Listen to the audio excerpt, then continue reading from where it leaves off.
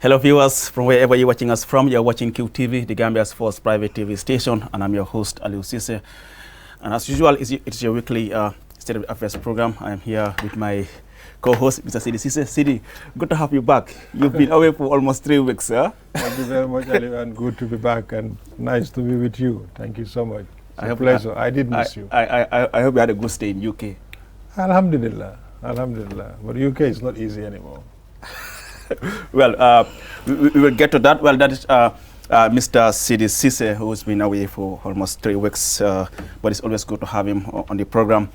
This week, our guest is someone who is currently serving as the President's special advisor on political affairs. You know, he had also served as Deputy Youth Advisor to the President, but also someone who has been very critical of the former government, and as a result of that, you know, he was one of those who were exiled by the former President Yahya Jammeh. Our guest this week is nobody but Mr. Sehu Mballo, the President's advisor on political affairs. Mr. Mballo, welcome to the State of Affairs program. Aliou, thank you for having me, and I'm happy to be with Sidi once more again in my lifetime. He is somebody that is not a new journalist to me. I know he's very popular since his days back with Freedom newspaper. Exactly. Well, like I said, once again, thank you so much for coming on the program. I mean, we understand you are now the special advisor to the President on political affairs. It is by no means a small a junior position as far as the government is concerned. But could you just share with us by what exactly is your terms of reference, your responsibility as a special advisor on political affairs? Well, I mean, Aliou, I'm very happy to be here. I think this is my first time to come to a studio and have a chat with Gambians and also non-Gambians. First of all, I thank His Excellency President Adama Barrow, who has just elevated me from the Deputy Youth Advisor to the Presidency, and now he has moved me to the Special Advisor Political Affairs to him. First of all, really I'm grateful and very happy that I'm serving the Gambia in that capacity. My responsibility is as it is stated. I'm the advisor on political activities or political political activities in the country. What is happening and what we feel that is good for the country. That's a senior position, not only for the party, I mean MPP, but politically inside the country. I am expected to brief him, to explain to him actually what is happening politically and what direction should we think the country should move peacefully and in a stability manner. That is my responsibility. So does your responsibility goes beyond just advising him on political affairs? On political affairs. But of course, it is beyond that. As you know, this country, when you talk about democracy, Mr. Aliou, you are talking about a government. You are talking about a nation. So politically, if you are appointed as an advisor on politics, that means governance of this country. It is not limited. You cannot limit yourself, on issues that are happening in the country that will hamper the peace and stability of this country. You should be involved. Anything that you feel is going to affect the life and conditions of the citizens, you should make sure that you advise the president, tell him, well, this is what is going on, and this is how I see, and this is how things should be handled, and we move forward. I think this is a responsibility. If that include different sectors of his governance. Does this include engaging the opposition as far as politics in the country? Well, I think here we are not only, like I said, not only the government. As a special advisor, I think I should engage the opposition. I'm going to do that. Because they are also citizens. We cannot categorize them as bad people. We don't see them as bad people. They are also citizens. Therefore, we want to make sure that we work as a team for the interests of the Gambian people. We will talk to them, we will engage them to make sure that let's work in the interest of peace and stability. And also that would improve the life and conditions of the Gambian people. How much does the president listen to you as a special advisor? Well, listen, I mean, the president always listens. He's a good listener. Thank God we have a president who is a good listener and is somebody who really cares about the conditions of the Gambian people. And therefore, of course, he listened to me. When I was serving as the deputy youth advisor at that capacity, Mr. Cisse, he used to listen on different issues that I reported to him. He took action and he listened, and they went well. What are those where you have engaged the president, he listened and took action? Just if you can give us 2 or 3 scenarios where this has happened. It has happened. I mean, it has happened in the case of on youth activities like the interest of the youth in the youth sector, in the sporting sector. I can remember we discussed about the question of building these mini stadiums throughout the country, not only to centralize it here in the capital area. We saw it necessary to decentralize sporting and building stadiums like in Buyam, in Diabugu, Bara and other places. That those are among things that we sat down, we discussed about them, and I think they were approved, and I think the process is on. You said, I think. It appears you are not sure whether it is on or not. Well, what I'm saying is Gambians have seen these projects taken up. I have not gone there right now because I have been moved, but I know for sure the projects took off, building the stadiums and other things. Before I bring in my co-host Sidi here, I mean, as a political advisor, what is your take on the current state of politics in the Gambia? Your own understanding, your assessment. I mean, like I said in the intro, I mean, you were a strong critic of the former government. You left exile, and you are back. Your current assessment. I mean, Mr. Cisse, I think our democratization process is going well. This is what is expected because look at the composition of the National Assembly. It is very balanced compared to what I mean to previous National Assembly members. I mean today any bill that comes is expected to be scrutinized. People are free. We have seen opposition members of the National Assembly calling on the executive members, ministers, questioning them about how they are running their ministries.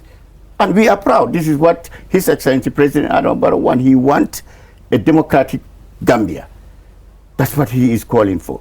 He doesn't want to exercise dictatorship. We have seen, Mr. Cisse, whereby His Excellency President Adama Barrow now, even in the previous government, we have seen a National Assembly member who was nominated to challenge him to court and won. Nothing happened to that National Assembly member until the expiration of her term. We all saw that. It's only somebody who is democratically minded would allow that. We know. We have seen in other places whereby if you challenge the president, his authority, his action, his direction, you are bound to suffer. But it's not in the case of His Excellency President Adama Barrow today. We have seen people even insulting him. You cannot do that in many places. I did my life in the United States. For you to stand and then be insulting somebody, even if the person, the official didn't take action, the supporters or the legal team of that person will face the courts. Here you hear people saying that I will kill him, I'll kill the president, I'll do this, I'm going to do this to him. Say every type of bad word to the president. And when people sit there, he will tell them that, well, this is how he feels. This is how he feels. I cannot don't do anything to him. He's a Gambian citizen. What can we do? This is his level of understanding and level of handling situations. Is to insult. It's only a democratic president who would do that. And I pray, even when President Adama Barrow leaves office, I don't know when that would be. I'm praying for Gambia to have somebody, such a president, to continue here. Otherwise, again, the amount of Gambians who exiled during the past government, I fear, would happen again. People like me, people like Sidi, people like Panderimbai, some people who even died without coming here for 20 years because they were scared to come back here. Because people were hearing what was happening. In fact, we were the people who were capable of fighting, voicing out what was happening here. When people are adopted, when people are tortured, when people disappeared, we were the people who will leave our jobs and go to the radio stations. That's why we formed Freedom Radio. Or occupy the UN headquarters in Or go to the United Nations and they hold our placards that free Babali, free Isegul Nyasi, free Lamin Wajwara, free Usainu Dabo. We did that. Not because we wanted to be out in the cold weather. It was snowing. It was very cold, freezing, zero. But we had to, so that at least the international community would listen to us and pay attention to what is happening in the Gambia, so that we would avert the question of mass murder. But you were still described then by the former government, Jammeh in this case, as enemies of your own country.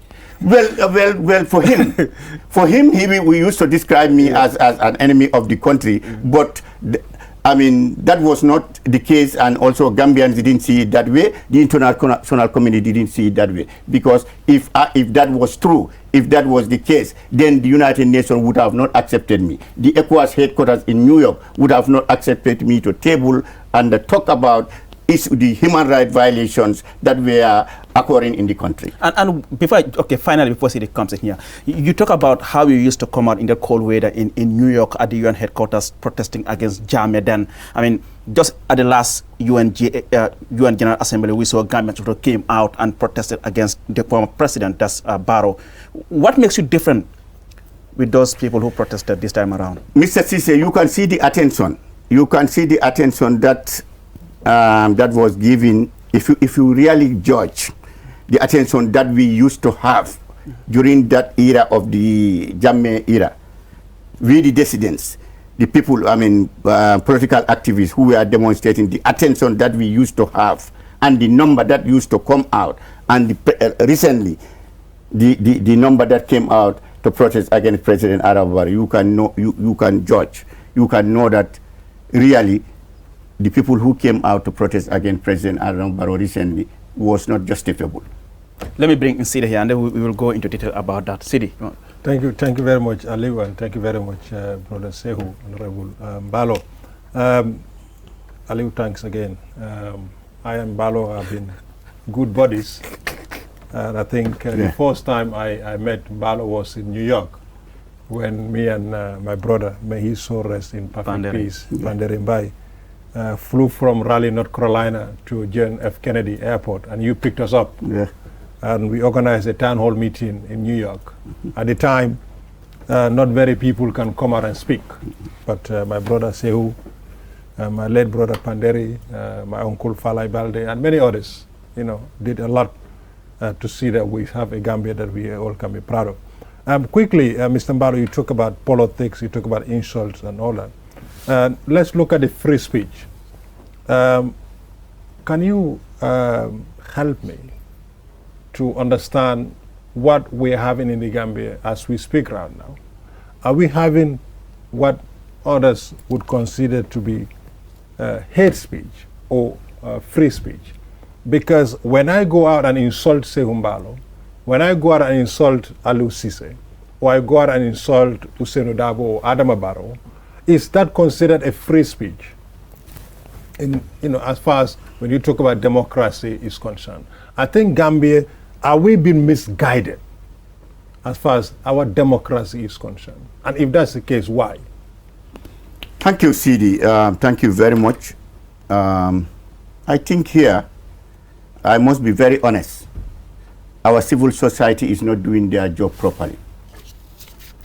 Because being a civil society does not mean only you go after the government. You are here, you are a watchdog on situations, on people who are bullies. Here, I think the civil society should have been having conferences and workshops calling on people, political parties, advising them to talk to your party supporters, to your militants, that democracy, free speech.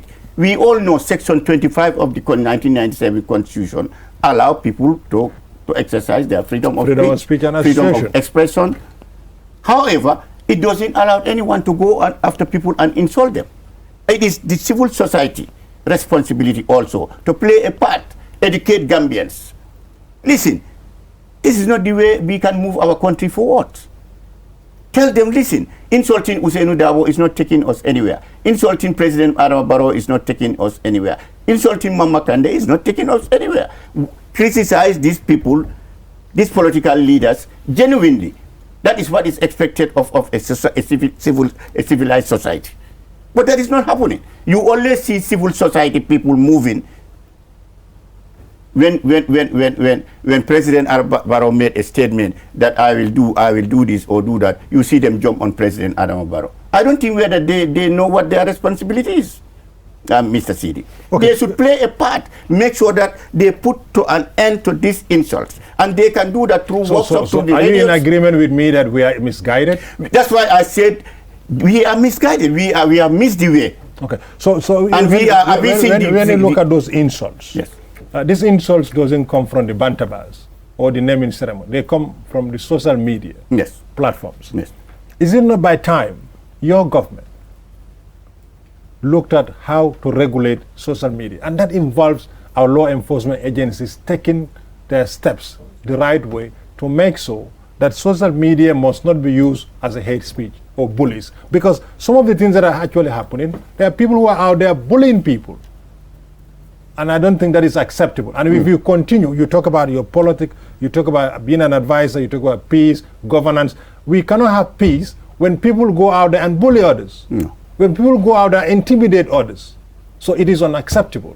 I think it's by time your government and look at how social media can be regulated. I'm not saying censor people, but those who act irresponsibly must pay for the prices of what they have done. Actually, Sidi, I think that is quite right. Recently, I don't know whether you are aware, the police force under the leadership of the Inspector General of Police has commenced calling on people who are alleged to be insulting other individuals. They have that has started. They have been questioned and asked not to insult people. I don't know whether you are aware, but I am aware that the Inspector General... I mean, I don't want to cut you here. I see that as an eye service. Yeah. When somebody break the law, let them punish. You cannot call Mr. Mbalo in and have a chat with him and somebody comes sit outside, give me a cup of tea or a bottle of water, yes. and then the next evening he's gone home. Yes. That's it. You do something, you must pay the price for it. We must set examples in this country that we cannot risk the peace and the stability of this country. It belongs to each and every one of us. It doesn't belong to you, Sehu Mbalo. It doesn't belong to Alice. It belongs to every single Gambian and the world as well. Yes, I mean, I'm coming there.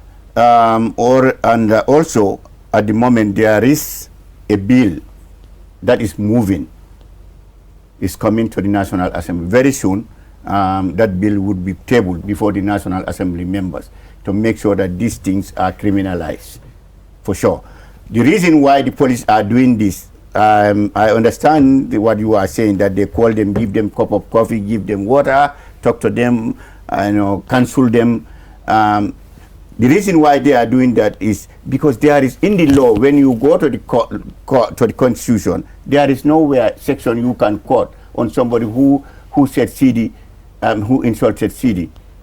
That you are a political leader, you will be able to find that person or incriminate him. That's the problem they are facing. So that's why there must be a bill. Now, to say that, listen now. I don't want us to go into the legalities, but there are grounds that some of these people can definitely be subpoenaed and they can be talking to court. I don't want us to go into the legalities, but there are grounds. Well, I mean, according to my understanding of the Constitution, I don't think whether we can find. They tried. They have been making research on it. Numerous cases, people have insulted people, leaders here. Court lawyers came.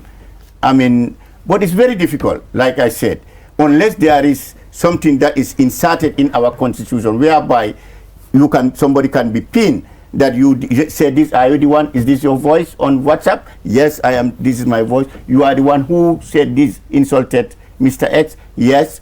Section this, that, and that said that anybody who did this, you are supposed to be fined $100, $200, you don't or have you are public, going for 1 month in jail. It's not there. Public Order Act is Yes. not something in the Constitution. Yes. But it's a law that is here, and there are many statutory laws that we have. Yes. I'm saying we have laws that we can contain this before it gets out of hand. Anyway, I'll leave Aliu to continue. Yeah, I just want to come in here. I mean, earlier on you said, I mean, I quote, you said the civil society is not doing that job properly. Not doing enough. Enough, okay. In the sense that, I mean, they only criticize the government when the government is found to be not doing certain things right. Yes. And you also talk about issue of insults. I mean, to what extent are the political party leaders contributing to this? Because they have a key role to play. Yes. As far as addressing the issue of insults, like you said. Yes. I mean, I don't know for other parties, but from our NPP, we have been calling our militants, our party supporters and sympathizers at our party head, at our party bureaus, and also telling them about the negativity of insulting people in our society. What impact? The impact here?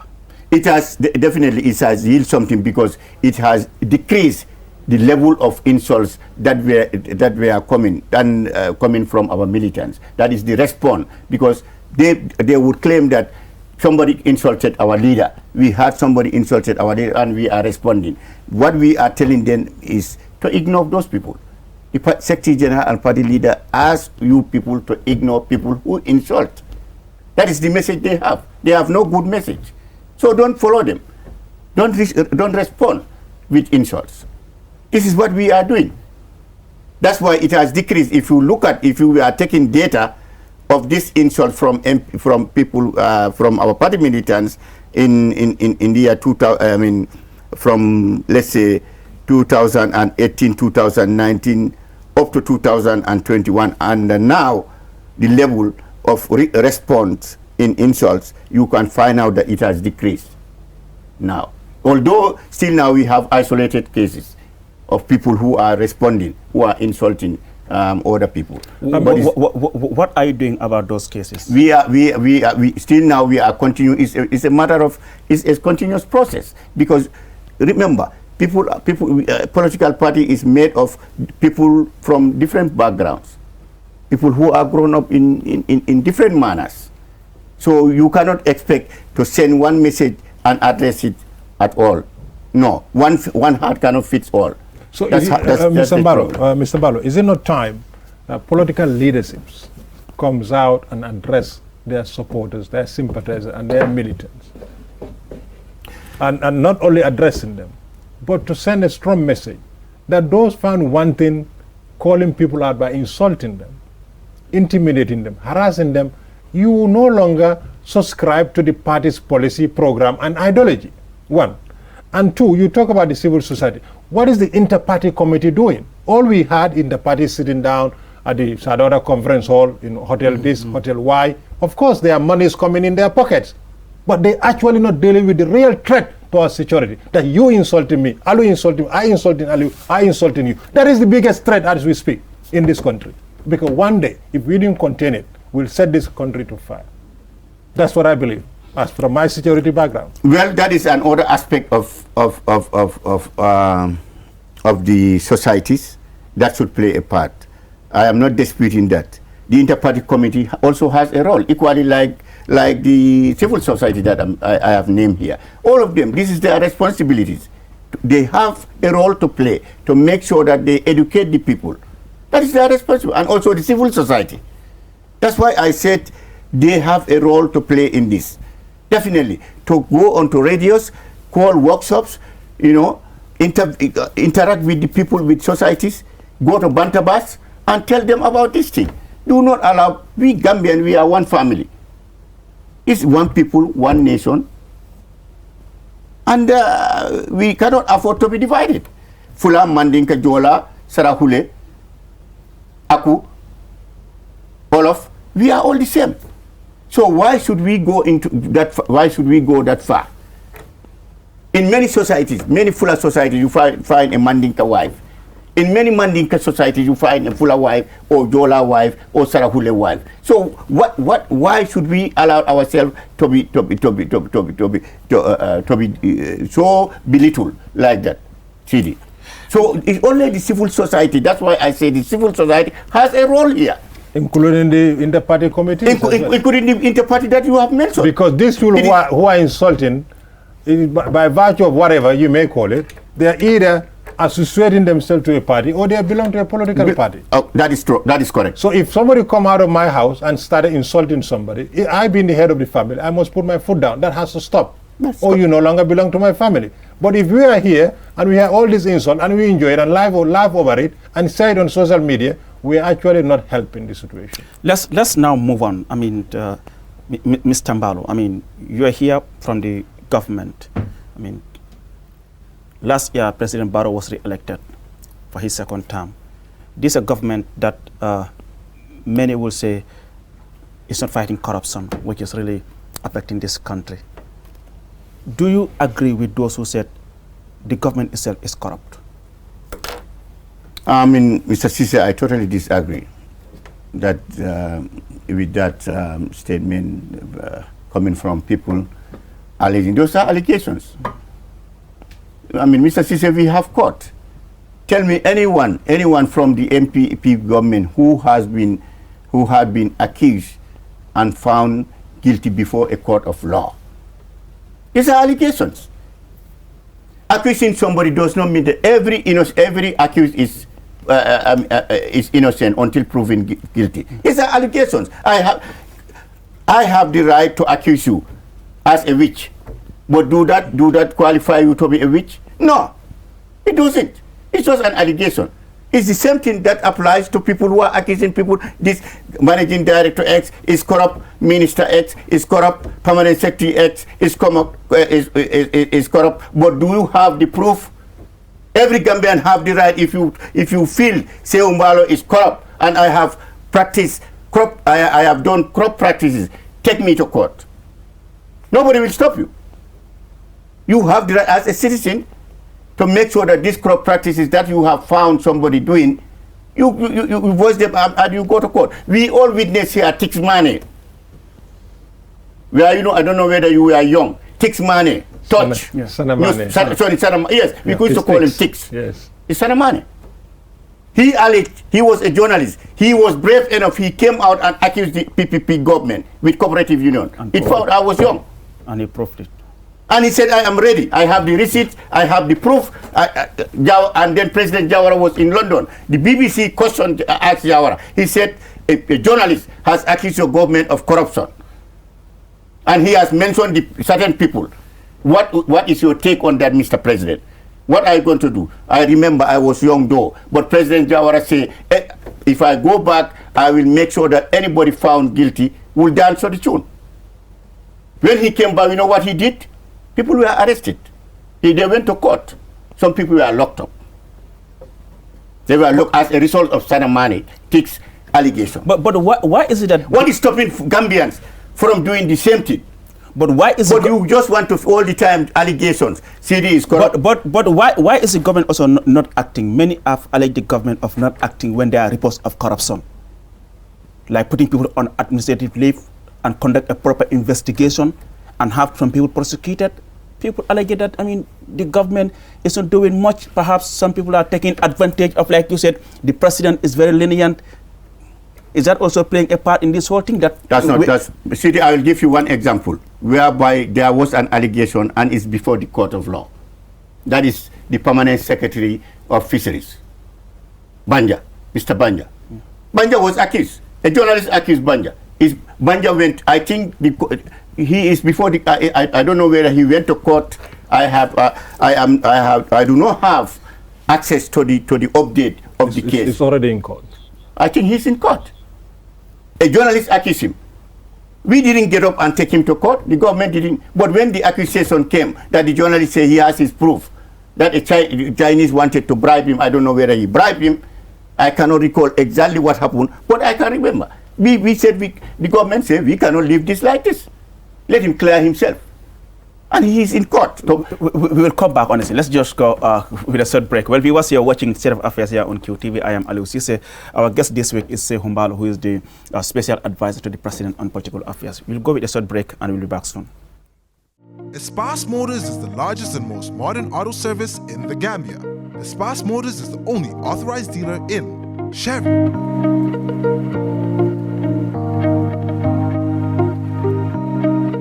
Mercedes-Benz trucks, Mercedes-Benz buses, Kia, Ford, Futon Mini and Midi buses, Futon trucks. At Espas Motors, we have qualified professionals who use modern technology to diagnose and repair all brands of motor vehicles. Espas Motors services include auto sales, auto repairs, vehicle painting, availability of high-quality spare parts, towing services. We are reachable at any time. Call Espas Motors on 352222 353-4444 or locate us on the Bertel Harding Highway. Espas Motors. Welcome back from that short break. You're watching QTV, the Gambia's first private TV station, and we are broadcasting from our studios here on Kairaba Avenue. My name is Aliou Ceesay, here with my co-host, Mr. Sidi Ceesay, and our guest, like I said, is Sehu Mballo, who is the special advisor to the president on political affairs. Yes, I mean, the case of Banjul is just one of alleged cases of corruption. We've had the case of what happened at the post authority. Nothing seems to have been done, even though perhaps investigation is still going on. We saw what happened at Gam Petroleum. I mean, over almost $20 million. The accused persons were acquitted and discharged. Mm-hmm. Well, Mr. Ceesay, like you said, do you want President Adama Barrow to act as a dictator or no? If you don't, then accept what he is doing. When somebody is accused, you said Port Authority. What Adama Barrow can do is to establish an investigating panel. Exactly. I don't think whether is definitely democratically it is right for President Adama Barrow to jump on officials who are accused, to go and arrest them and lock them up. Then if he does that, are we not again returning back to where we came from? Anybody who is accused president, anybody who comes, say, well, come and tell the president, listen, Aliou has done this, he is corrupt, Mr. President, he should be locked up. He sent the Inspector General of Police, go and arrest him and put him in mile 2. Are we not going back? We should do it, we should throw due process. That is, if somebody is accused in the government, the right thing for the president to do is to establish an investigating panel. Or the matter be taken before the court. You mentioned about the Gam Petroleum issue. Gam Petroleum, we have done what we are supposed, Adama Barrow has done what he is supposed to do. That is to take the matter before the judges.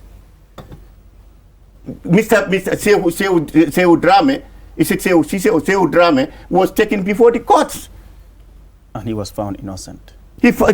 Listen, that is the courts. Yeah. We cannot dictate the courts. Exactly. We have seen in the United States somebody accused of murder. See, I think you people are aware of that. O.J. Simpson case. Who is accused of killing his wife. And many people, 90% of Americans, believe that he is the one who did it. But what happened? At the end of the case, he was free based on technicality. So the court, we cannot dictate the courts. The judiciary is independent. So meaning the government then didn't do its work right before they arraigned this people in court. In this case, you're talking about the Gam Petroleum. So do you want if a proper investigation was conducted, they will have known whether these people were guilty or not before arraigning them in court. Well, Mr. That does not mean that they didn't do the work. Failing a case do not mean that you didn't. I mean, the court is a different, judiciary is a different aspect of governance. We all know what they are. That's why I gave you an example of O.J. Simpson, where 90% of Americans believe this man killed his wife. But then what happened? The technical, when they went to court, is because of the gloves that was found with blood didn't fit O.J. Simpson. I think that was what freed him. So everybody was angry. They believe that this man, a guilty person, is escaping the punishment. But what can the President of America do?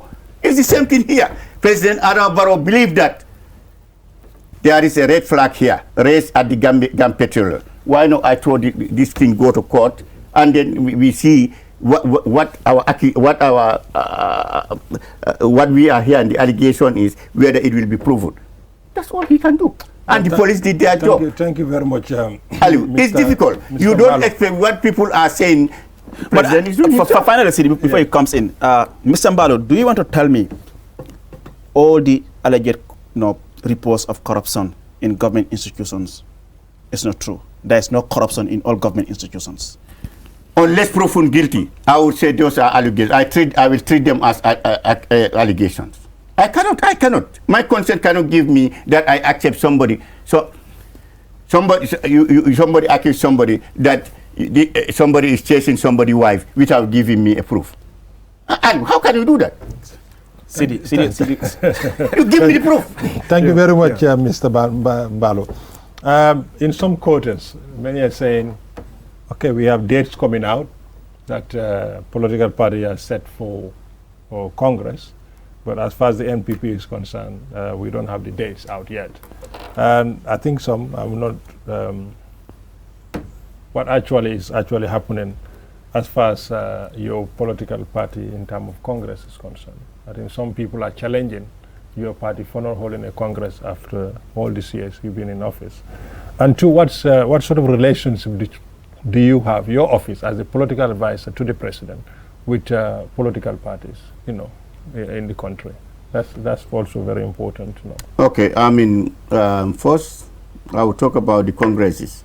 As I am sitting here, the party is right now working on the congresses, and dates have been tentatively we fixed dates, but they are not final. Right now, today they are on it. They have fixed dates for village congresses, ward congresses, regional constituency congresses, and also regional congress. It has been fixed, but it's tentative. On today, they are on it. They are on their deliberations, whether to finalize it and communicate it countrywide to the chairperson, to the committees. So that is obviously by the 31st of December. Be rest assured, we will assure Gambians that MPP party would have completed the required Congress according to the Constitution and also to the Electoral Bill 2021. Okay. The relationship with your office and various political parties? Our relationship with other inter-party. Our only connection and our means of communication is through the inter-party level. You think that is enough? Is it not by time that you make consultation? Now with my position now as the special advisor, political affairs, I am thinking of engaging all registered political parties in the Gambia, so that we would have a dialogue, because they are all stakeholders. Mm-hmm. I see them as. So you do away with the word thinking, and you say you are going to do that. Possible. Well, hence I have not drawn the plan yet. That's why I'm thinking. If I had drawn the plan, I would have tell you here that CD, I have already written this. This is the plan. So, this is this. But I said I have just been appointed this month. So can effective on the 5th. Can you make a commitment that you will engage various political parties? I can make. I am very sure, pretty sure. Yeah. That's a commitment. Yes, that I would engage any political party registered in this country, because the government has high respect for political parties registered in this country. According to His Excellency President Adama Barrow, he gives them the respect that is due to them. Aliu earlier on talked about corruption, and you guys have an issue all over the gray areas as far as corruption is concerned in this country and in Africa at large. It's not only Gambia. You think the supervision as far as delivery on projects and work is very effective in the Gambia? Because you've come back, I can say 5 years now, you've been in government. You were deputy advisor on youths. You talk about some of those mini stadiums, and I know some of those you said you've not visited those mini stadiums. Can I inform you? Some of them were poorly done. The delivery was very poor. So supervision in terms of work, in terms of contracts, in terms of how government projects are delivered is something that you need to look at as the political advisor, because this have serious implications as far as your job is concerned, have serious implications as far as the politics of this country is concerned. If you look at the OIC project, even the president, and I can quote him, when we went around, he said he wasn't happy. And that was the reason why he wasn't happy, because the jobs are not done to satisfaction. They are well behind. You go to Hakalan Road. By December, that project is supposed to finish. 50% is not done yet. You go to Jambur Farato Road. When the last rain came, the whole road was destroyed, and this was not even officially open. So these are things that people go out there and said, you know, corruption, corruption, corruption, because deliveries are not being done properly. Mr. Mbalo.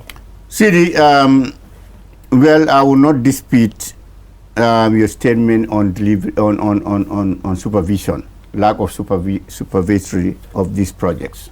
If the president can go and visit a project and express his surprise, that means supervisory is not done in the right manner. That's to be honest. So some people are failing in their responsibility. If you have a national road authority body that sits in this country, that award these contracts in consultation with the OIC, you talk about Brufut, for example, where I come from. Our road is nearly it's a year now. I mean, we are in the worst bad state ever we ever thought of. And it's unacceptable.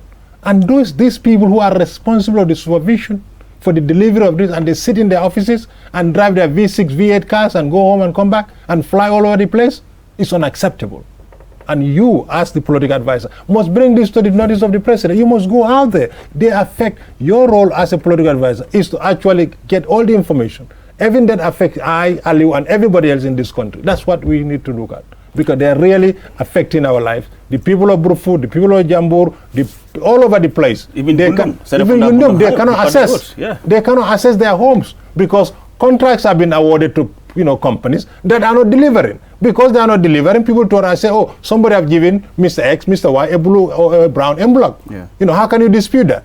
Because if I give you a contract, there is a term that you have to fulfill. If you don't fulfill it and actions aren't taken, it's unacceptable. Mariama Kunda Road, Tujere Mariama Kunda, that contract has been terminated. It was given to some company. It's not been terminated. Why is that contract being terminated when other contracts are sitting there not terminated? Yeah. And they are not doing nothing. You go there now, Mariama Kunda, Kunguya Mariama, and Tujere. I'm just giving you some of the, and Mr. Mbalo, you need to go out and bring all this information for the president. Thank you so much. Well, Mr. Cisse, you are two Cisses. Yes. I'm referring to Senior and senior Cisse. Yes, I'm referring to Madi Cisse. Yeah, Sidi Cisse. Sorry, Sidi Cisse. I'm sorry about it. No, it's okay. Madi is a brother. Here, Gambians, I think people should be honest to themselves. Absolutely. When the president has confidence on you and give you a responsibility and trust, and to put the trust on you, you should make sure that you don't disappoint the Gambian people, you don't disappoint the president. Me, that's how I feel. If I'm given a responsibility, I want to make sure that I exercise it. If I cannot do it, I'll tell you I cannot do it. That's how I am. Unfortunately, that's not happening. I'll tell you I cannot do it. That's not my area, or I cannot do this. But if I take the responsibility, what I fear is always to go there and feel ashamed that I have failed my responsibility. They enjoy that. I really doubt they said this is a wall of Daradu Sujena. And the people should stop that type of behavior. They must be punished. The fact of the matter is that, Mr. Mbalo, you must agree with me. That is playing a key part in all what is happening. It's more like people are taking advantage. Like you said, okay, the president is there, he believes it's democracy, people can do whatever they want, nothing will come out of it. That's playing a key part in this whole thing. And it's high time the president, really take his stand, and you know what? Something must be done. Like Sidi said, all these projects, the president might have the good heart, he might want to develop the country, but if those given the responsibility are not doing their job, then there's a problem. Yeah, but again, Mr. Cisse, one thing, we have, like I said, when the government want to be a little bit harsh, you have seen what happened. Mr. Mbalo, but if it's in the interest of the country, this is not about harsh. Let me say this. It's about the interest of the country. President Barrow went out and saw the project and said he was very unhappy. And he said in 4 weeks, He wants to see something different. Yes. It's over 32 weeks now, and nothing is different. Okay. Now, what do you expect now if it was Jammeh? No, we are not talking about Jammeh. Let me tell you where Gambia today, where we are today. Mr. Mbalo, let me help you. We have seen on numerous occasions people saying that, oh, Barrow now. No, it's not about, Mr. Mbalo, this is not what we fought for. This is not what we fought for. Mr. Mbalo, let me help you, quickly, in a minute. You see, to be in authority and to be an authoritarian is different. You know, Gambia, we are very blessed with very fine prints of laws and very fine prints of policies and everything. When you looked at some of the contracts that have been, signed by these contractors and those clients who gave them this job, it's very spelled. There are degrees, stages where you should be, and they are not there. They have failed. You have given somebody a contract that says the duration of the contract is 2 years and it runs for 4 years, and you still go and give him another contract. You call that the Jammeh? That's not Jammeh. That's somebody who is supervising that contract have failed miserably. I had the NRA people here. They don't actually even know what is going on out there, and they still sit in their offices, and we looked at them and said, oh, they are doing something. And when you talk to them, they say, Daradu Sijena. But I challenge them, they say Daradu Sijena, because the president will not do anything to them. It's not the president, it's our laws that are here must take charge. You've given a job, you cannot do it, you're out. You're out. People sit in their offices for 12 years, they don't go on holiday. Why? Because they are hiding something. It's unacceptable. I know them. We can call them out, and they cannot dispute it. Don't.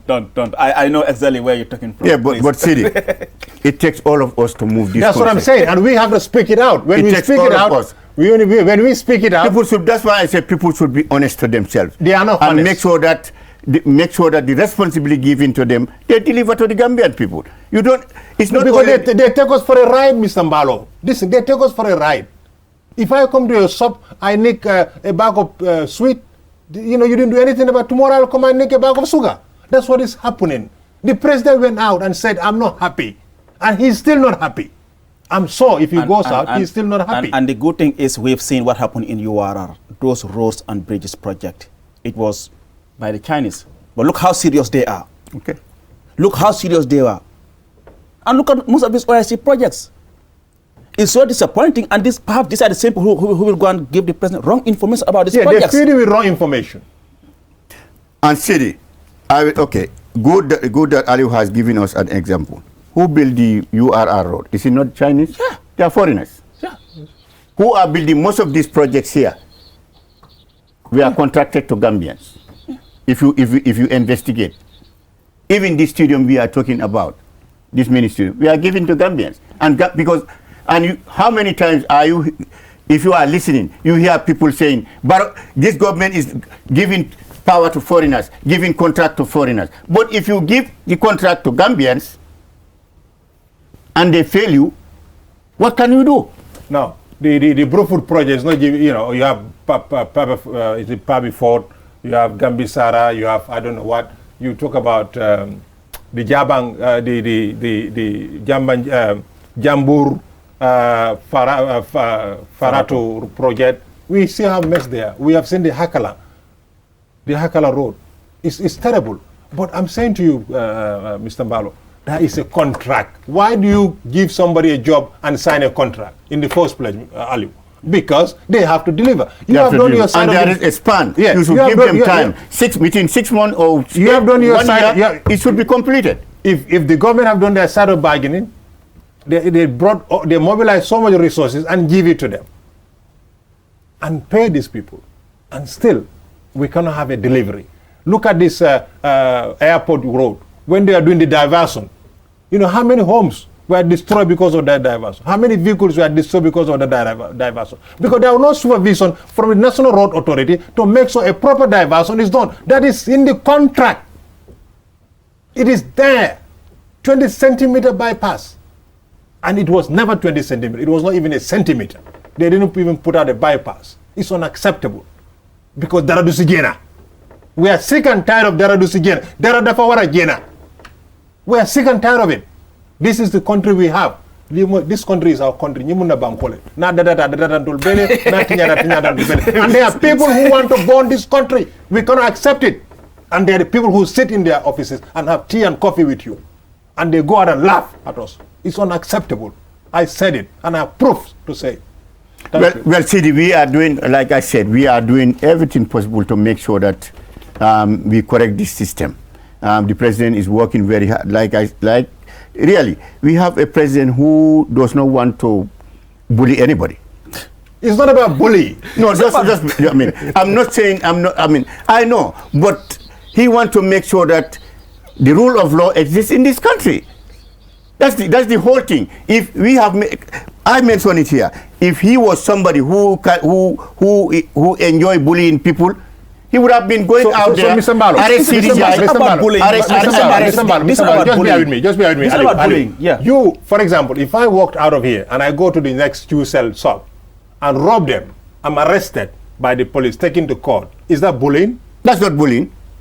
Is the president involved? He's not involved. Is that not stealing? That's stealing. Is that not failing, what I should not do? Yes, but that's somebody, why people have been arrested. If somebody, I give example on Banja and other people. No, not only that. When it came to his attention. Arresting is one thing. Yes. But the other thing is, I give you a job that you should do, and you are not doing your job. Why do I have to keep paying you money?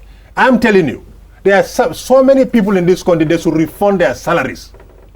They should pay their salaries back. Like the president of Kenya just said a couple of weeks ago. He called some directors and said, you should pay your money back, your salary back to the state, because you have not done nothing 5 years. That is the investment board of Kenya. He said, 5 years, you've not done nothing. You should be ashamed collecting your salary. And I think people are in this country, they should be ashamed collecting their salary. And they enjoy those salaries, those meetings, those per diems, at the expense of the poor people. Allowance. The poor people, at the expense of the poor people, is unacceptable. And you know what? You know what they call riba? They are eating riba. They are eating riba. Good. Mr. Man, let's now move on to something which, every Gambian is complaining about, is the cost of living, which is not only limited to the Gambia. What do you think the government should really do to be able to address the issue of the high cost of living?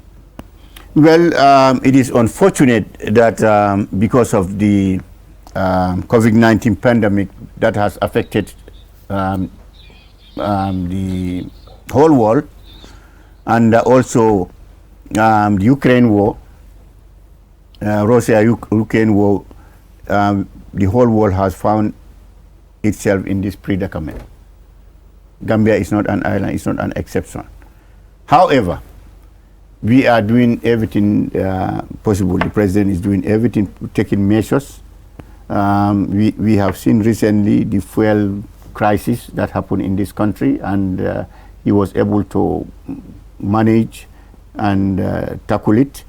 We have seen the bread also problem strike that happened in this country, and he managed to control it. That is not only, these crises are not only Gambia.